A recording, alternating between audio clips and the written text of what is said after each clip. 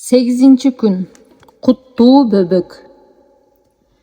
Эмчеген менен күйөөсү Харис нур жүздүү бөбөктү алып жайлоонун жолуна түшөт.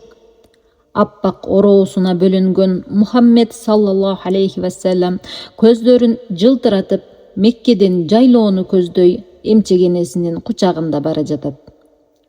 Сапар кандай өтөт болду экен? Жол узун, картаң эшек да, кабыргасы сөөмөй менен саналган кынжыйган төө да алсыз эле. Халима эне да, жолдошу Харис да ушул ойлор менен олпурушуп, санаалары санга бөлөнүп, сапарларын улап баратышты. Кыйла жол жүргөн соң бир жерге токтоп, эс алмак болушту. Бөбөктөрдүн ооруп калбоосу үчүн сүттөн кем болбошу керек эле. Ал үчүн Халима эненин жакшы тамактануусу керек болчу. Бирок сапар учурунда курсактарын кампайта ала тургандай тамак ашты кайдан табышмак? Жок дегенде картаң төө сүт берсе, Халима эне аябай сүйүнмөк. Жолдошу Харис төөдөн сүт саамакчы болду. Колуна чөйчөгүн алып, төөнүн жанына барды.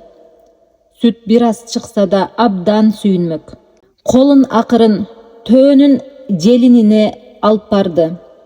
Кызык окуя болду.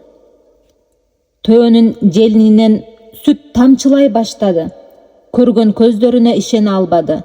Ошол замат сүт саап кирди. Колундагы чөйчөк сүткө толуп чыкты. Сүйүктүү жубайына кубанычы койнуна батпай, «Халима, сен алган бул наристе ак жолтой наристе экен» деди. Халима үмүттүн шооласы менен кучагында жыпар аңкыган, жытына тойбой жаткан Мухаммед саллаллаху алейхи вассаламды карап, «Менин тилегим да ушул» деп жооп берди. Төөнүн сүтүнөн тойгончо ичишти. Бөбөктү жакшылап эмизип, кубанычтын кучагында жолдоруна түшүштү. Жолдо баратып, дагы бир окуяга күбө болушту. Меккеге келе жатканда ушул эле жолдо миң түркүн кыйынчылыктар менен келген эшек ылдам басып баратты. Үстүндөгү мейманды бара турган жерине тезирээк жеткиргенге аракет кылган сыяктанды. Бир убакта көп нерсе өзгөрдү.